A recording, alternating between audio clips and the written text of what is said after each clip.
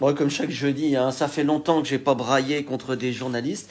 Eh ben, ce matin, voilà, c'est reparti. Je me suis encore énervé tout seul. Alors, dès la fin de la semaine dernière, grâce à mes confrères de Ouest France qui ont eu la bonne idée de proposer une pleine page vendredi dernier sur, je cite, un petit lexique de l'identité de genre.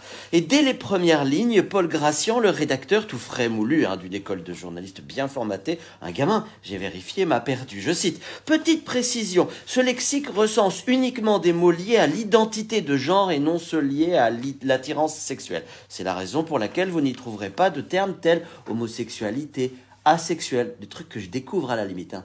La sexualité, personne ne ressentant pas ou peu d'attirance sexuelle. Fermez la parenthèse. Que voulez-vous que je vous dise? À partir du moment où on nie le réel comme postulat de réflexion, on peut tout accepter, tout développer sur plein de sujets. Et paf, c'est parti pour la suite. Agenre, cisgenre, bigenre, drag queen, dysphorie ou euphorie de genre, gender fluide ou intersexe, etc., etc. Je vais vous épargner les définitions officielles ou officieuses d'ailleurs, parce que tout ce qui est détaillé dans l'article n'est pas dans le dictionnaire.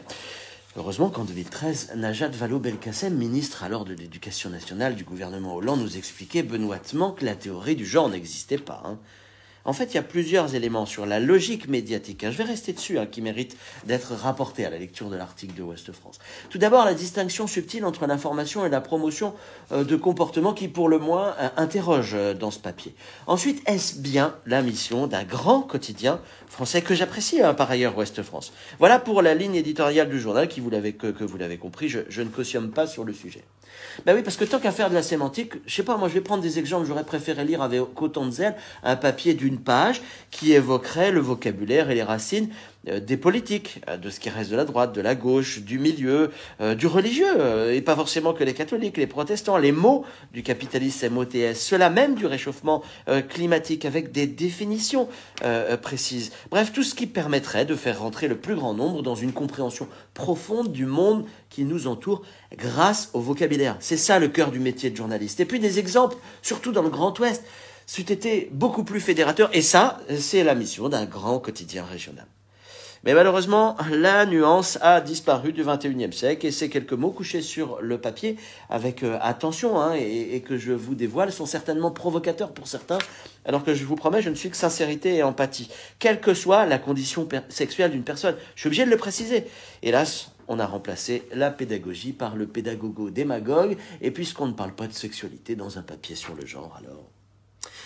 La question reste néanmoins prégnante. Si l'article a pu voir le jour, c'est donc qu'il existe une réflexion intense de quelques-uns sur le sujet. Et j'avoue, vous l'avez compris, mon incompréhension. Un ami en réunion dans un ministère, il y a quelques jours, m'évoquait avec simplicité avoir cédé sa place dans une salle bondée à une femme qui rentrait. Réponse de l'intéressé. Comment, en 2023, on cède encore sa place à une femme? C'est tout à fait déplacé. Et mon ami de reprendre. Mais qu'est-ce qui vous dit que je suis un homme? On peut en rire ou sourire du culot de mon proche, mais voilà donc la preuve qu'au plus haut niveau de l'État, dans les ministères, on est déjà dans le coup d'après. La normalisation qui va définir la banalisation et donc la massification. Alors est-ce que j'ai encore le droit de m'en inquiéter sans tomber un jour sous le coup de la loi? Allez, mesdames, mesdemoiselles, messieurs, à la semaine prochaine.